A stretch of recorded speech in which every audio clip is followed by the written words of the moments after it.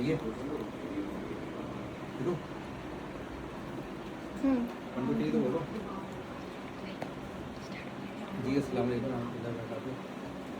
आप लोगों का एक कर्ज़ मेरे ऊपर बाकी था कि मैंने आपको एक एहराम की वीडियो बना के देनी है, तो आज मैं आपको दिखा दूँ। अभी मैंने एक वीडियो आपको शेयर की जिसमें मैंने बताया कि 3 किस्म के एहराम होते हैं। तो ये लट्ठे वाला एहराम जो है ना, ये हम नीचे बांध रहे हैं।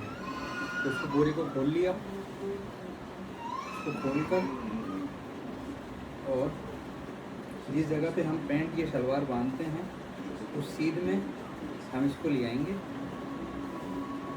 ला के सबसे पहले इसको हम बैलेंस कर लेंगे, यानी कि ये दोनों बराबर हों। ऐसा नहीं हो कि ये आगे पीछे जा रहा हो या ये आगे जा रहा हो, दोनों को बराबर कर लेंगे। बराबर हो गए। अब ये सीधे हाथ वाला हमने साइड में रख दिया और ये उल्टे हाथ वाले का जो ये कोना है, इसको हमने थोड़ा सा ऊपर से नीचे करके और ये हमने इसका एक नेक बना ली। ये नेक बन गई।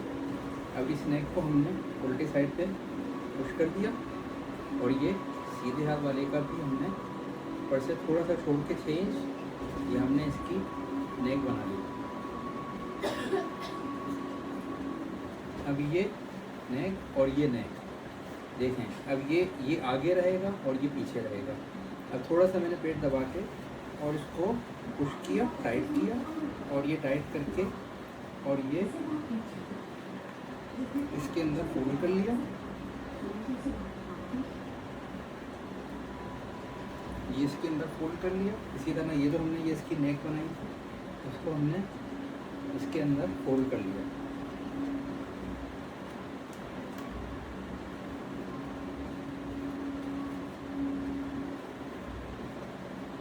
ये मेरी नाफ दबी भी है इसके अंदर। ये फ्रंट अगर उड़ भी जाता है तो ये पीछे मौजूद है, तो सतर नहीं खुलेगी बिल्कुल। ठीक है जी। ये मेरे टखने खुले हुए हैं इसके अंदर। ऑटोमेटिकली जब हमने ये फोल्ड किया है तो ये ऑटोमेटिकली इतना हो गया कि ये टखने खुल गए हमारे, जितना एक नेचुरल होता है। टखने खुल गए हैं। यहाँ पे किसी किस्म का कोई प्रेशर नहीं है मेरे पास। जैसे अगर हम तौलिए वाला एहराम बांधते हैं या करते हैं तो यहाँ मोटा हो जाता है, इसी तरह हम यूँ करते हैं वाला एहराम बांधते हैं तो यहाँ मोटा हो जाता है सारा। ये बिल्कुल लाइट वेट है, कोई किसी किस्म का यहाँ पर मोटाई नहीं है, नॉर्मल है। और उठना बैठना चलना फिरना आप जितना स्ट्रेच करना चाहें आप स्ट्रेच कर सकते हैं, चल सकते हैं इसके अंदर। आप सीढ़ियाँ चढ़ सकते हैं, भाग सकते हैं इसके अंदर आप। तो ये आपको प्रॉब्लमेटिक नहीं रहेगा। एक चीज़ का ये यूज़ कीजिएगा कि जब ये आप लाएंगे ना तो इसको 2 दफ़ा या 3 दफ़ा पानी में धोइएगा, क्योंकि इस पर करप लगी हुई होती है ना। तो जब इसको 2-3 दफ़ा धोएंगे तो ये नॉर्मल हो जाएगा। अब आप इस तरह चल सकते हैं। ये हमारा नस्ल दर नस्ल एक सिस्टम है एहराम बांधने का। और ये मेरी दरख्वास्त, ये मेरी आप लोगों के ऊपर वादा था कि ये मैं आपके साथ शेयर करूँगा, तो ये आज आप लोगों की खिदमत में हाजिर है। हमारे जो बड़े असातिज़ा हैं वो इसी तरह एहराम बांधा करते थे और उन्होंने अपने बड़े असातिज़ा से इसी तरह एहराम बांधना सीखा है। मैं हतमी तो नहीं कह सकता हूँ, लेकिन जहाँ तक मैंने तहक़ीक़ की है तो रसूलुल्लाह सल्लल्लाहु अलैहि वसल्लम भी इससे मिलते जुलते तरीके से एहराम बांधा करते थे। मैं ये नहीं कहता इसी तरह बांधा है, लेकिन इससे मिलते जुलते तरीके से एहराम, या उनके जो रूटीन की जो उनके ज़ेर जामा था वो इससे मिलता जुलता हुआ करता था। बस फ़र्क ये था कि ये जो ये चादरें हैं ना जो रसूलुल्लाह सल्लल्लाहु अलैहि वसल्लम पहना करते थे, उसमें फ़र्क ये था कि ये जो चादरें हैं ना ये यहाँ से आगे से यहाँ से सिली भी होती थी, यहाँ से सिली भी होती थी। बांधने का तरीका यही था, बस फ़र्क ये था कि ये आगे से खुली भी नहीं होती थी, ये दोनों फेसेस इसके सिले पे होते थे। तो ये एक दफ़ा दोबारा मैं आपको इसका तरीका अर्ज़ कर दूँ। जब इसको हमने बराबर कर लिया, इसकी हमने हाइट वहाँ रखी है जहाँ पे हम पूरा खोल के इसकी हाइट हमने वहाँ रखी जहाँ हम पैंट या शलवार बांधते हैं।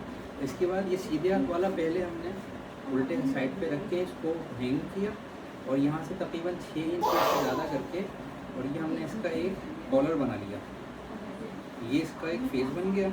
इसको हमने इस साइड पर पुश कर लिया, इस वाली साइड का ये हमने एक फेस बना लिया और उसके बाद थोड़ा सा पेट अंदर करके और ये बस अब ये टाइट हो गया।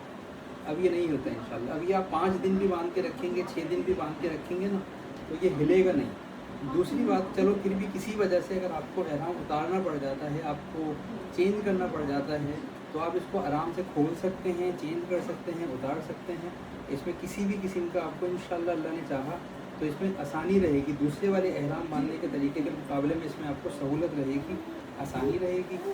ये टखने खुले हुए हैं, और ज़्यादा आप ऊपर करना चाहते हैं ऊपर कर सकते हैं इसको, लेकिन ये सहूलत रहेगा इंशाल्लाह। थैंक यू, अस्सलाम वालेकुम।